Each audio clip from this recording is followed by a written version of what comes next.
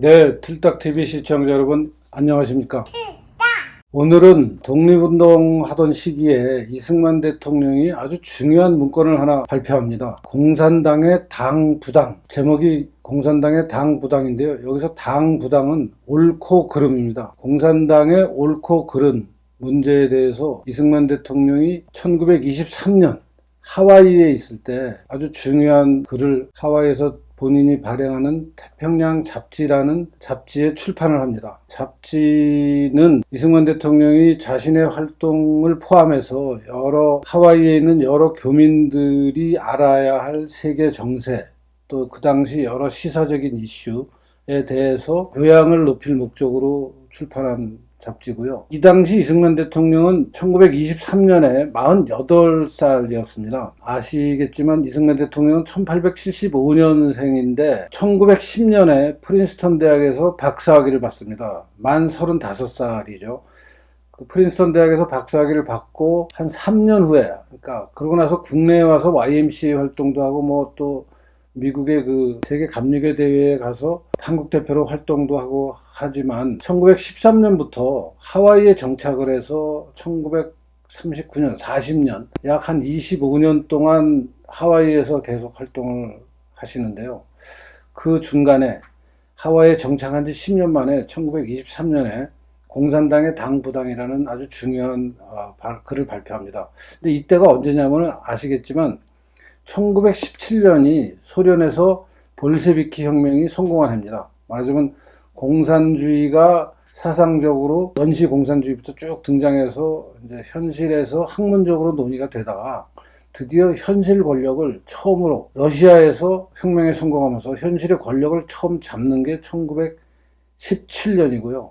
그 17년 이후에는 공산주의가 일종의 유행으로 유럽이나 미국의 사상가들 사이에 굉장히 긍정적인 평가를 받을 때인데 이승만 대통령이 그 볼셰비키 혁명이 난 지 6년 만에 굉장히 중요한 공산당, 공산주의에 대해서 어떻게 우리가 평가해야 될 것이냐 하는 문제를 두고 길지 않지만 아주 중요한 글을 발표하는데 그 글의 내용을 들여다보면은 오늘날, 그로부터 지금 100년이 지난 오늘날 봐도 전혀 틀린 게 없는 굉장히 정확한 평가를 하고 계세요. 그래서 그 글을 제가 오늘 전체적으로 다 읽어보도록 하겠습니다. 워낙 좋은 글이고 또 길지 않은 글이라 금방 읽습니다. 1923년 3월호, 태평양 잡지 3월호에 실린 공산당의 당부당이라는 제목을 붙인 글입니다. 공산당주의가 20세기에 나라마다, 사회마다 전파되지 않는 곳이 없어 혹은 공산당이나 사회당이나 무정부당이라는 이름으로 극렬하게 활동하기도 하고 혹은 자유권이나 평등권의 이름으로 부지중 전파되기도 하여 전제 압박하는 나라나 공화 자유하는 백성도 그 풍조의 영향을 받지 않은 자가 없도다. 공산당주의도 여러 내용이 있어서 그 의사가 다소간 서로 같지 아니하나 보통 공산당을 합하여 논의해보면 그 주의가 오늘 인류 사회에 합당한 것도 있고 합당치 않은 것도 있으므로 이 두 가지를 비교하여 이 글의 제목을 당부당이라 하였다. 우선 그 합당한 것을 먼저 말하고자 한다. 인민의 평등주의다. 옛적에는 사람을 반상으로 구별하여 반은 귀하고 상은 천하므로 반은 의뢰의 부하고 상은 의뢰의 빈하여 서로 바뀌지 않도록 구분하여 방한, 못하게 하는 범위를 정하여 놓고 영영 이와 같이 만들어서 양반의 피를 타고난 자는 병신천치라도 윗사람으로 모든 상놈을 다 부리게 하고 피를 잘못 타고난 자는 영웅 준거래 재질을 타고났을지라도 하천한 대우를 면치 못하였으며 또한 노예를 만들어 한 번 남에게 종으로 팔린 자는 대대로 남의 종으로 팔려다니며 우마와 같은 대우를 벗어나지 못하게 하였다. 이와 같이 여러 천년을 살아오다가 다행히 프랑스 혁명과 미국의 공화제 이후로 이 사상이 비로소 변하여 반상의 구별을 혁파하고 노예의 매매를 법률로 금하였으니 이것은 서양 문명의 사상이 발전된 결과로서 만세 인류의 무궁한 행복을 가져오게 하였도다. 그러나 근대에 이르러 반상의 구별 대신에 빈부의 구별이 생겨서 재산 가진 자는 이전 양반 노릇을 여전히 하며 재물 없는 자는 이전 상놈 노릇을 감심, 달게 여기게 하게 되었다. 그런즉 반상의 명칭은 없어졌으나 반상의 등분, 차별은 여전히 있어서 고금에 다릴 것이 별로 없도다. 하물며 노예로 말하면 법률로 금하여 사람을 돈으로 매매는 못하게 하였으나 월급이라 하는 보수 명의로 사람을 사다가 노예같이 부리기는 마찬가지라. 부자는 일 아니하고 가난한 자의 노동으로 먹고 살며 인간 행락의 모든 호강 다 하면서 노동자가 버는 것으로 부자 위에 더 부자가 되려고 월급과 삭전을 점점 깎아서 가난한 자는 호구지게를 잘못하고 늙어 죽도록 땀 흘리며 노력하여도 남의 종질로 뼈가 늘어나도록 사역하다가 말 따름이요. 그 후손이 태어나더라도 또 그렇게 살 뿐이니 이 어찌 노예 생활과 다르다 하겠는가. 그러므로 공산당의 평등주의가 이것을 없이하여 다 균평하게 하자 함이니 어떻게 이것을 균평히 만들 것인가 하는 문제는 또 다른 문제이거니와 평등을 만들자는 주의 자체는 옳은 일이니 이는 적당한 것이라 할 수 있다.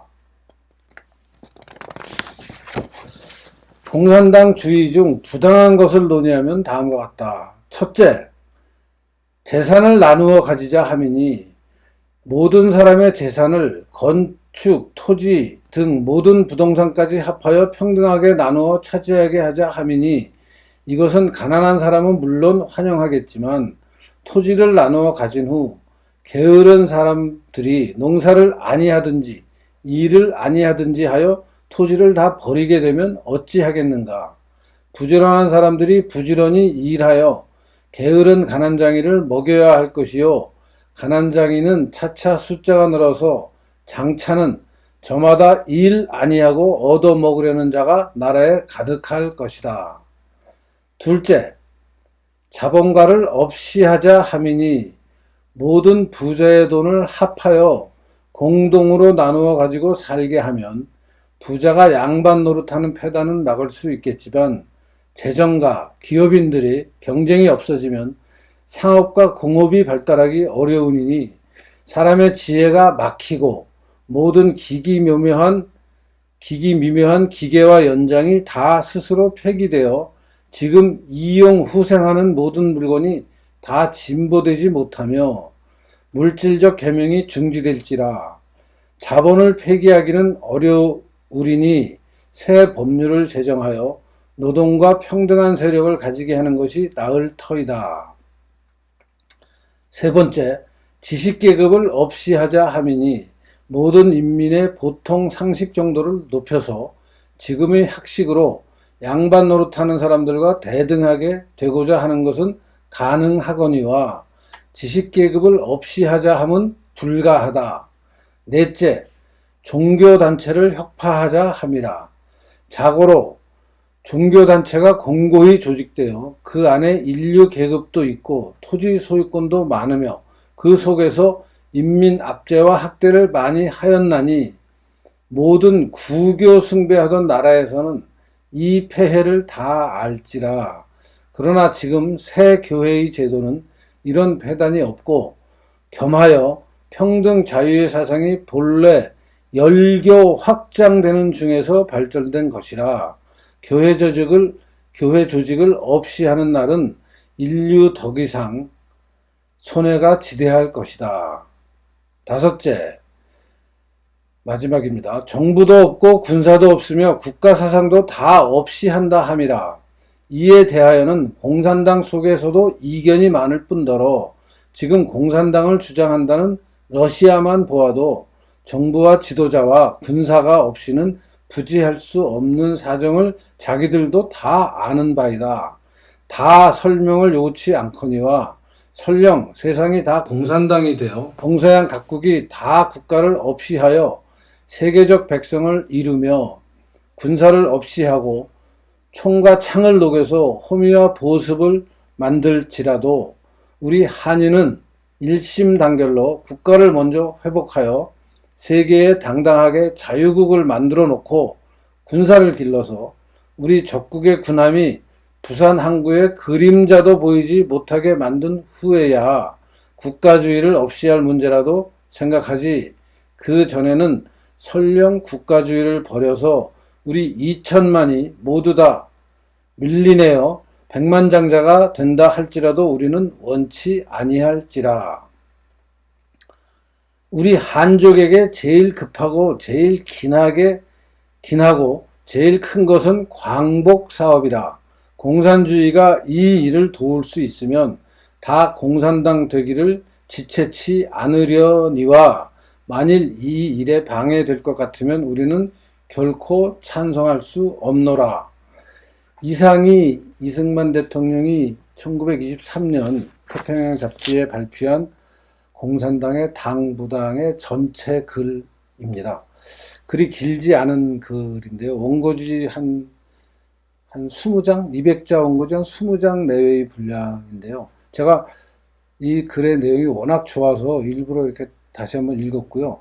이 이승만 대통령이 공산당 문제를 어떻게 평가하느냐 하는 것을 자세히 분석해 보면은, 뭐 자세히 분석할 것도 없이 간단히 말씀드리면, 평등이라는 가치는 중요한데 그 평등을 이루는 구체적인 방법으로 재산을 무조건 나누어 가지거나 자본가들을 때려잡자거나 지식인들을 때려잡자거나 종교를 없애자거나 정부도 없애자 하는 얘기는 말이 안 되는 얘기다.